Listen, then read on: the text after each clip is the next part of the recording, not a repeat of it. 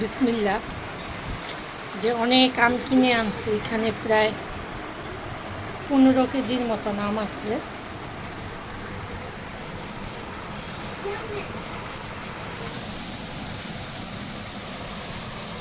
দেখছেন, অনেক বড় বড় আম।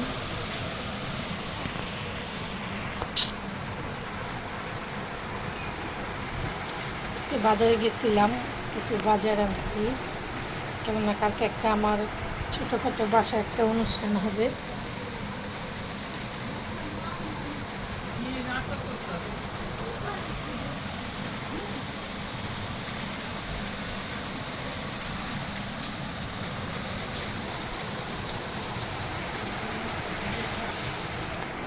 এই আমটা না কাঁচা খেতে খুব মজা।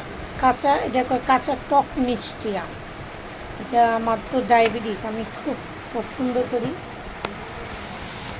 আর এটা হচ্ছে গিয়া গোপাল ভোগ আর লক্ষণা বলে, যাই হোক, যে অনেক আম কিনে হয়েছে।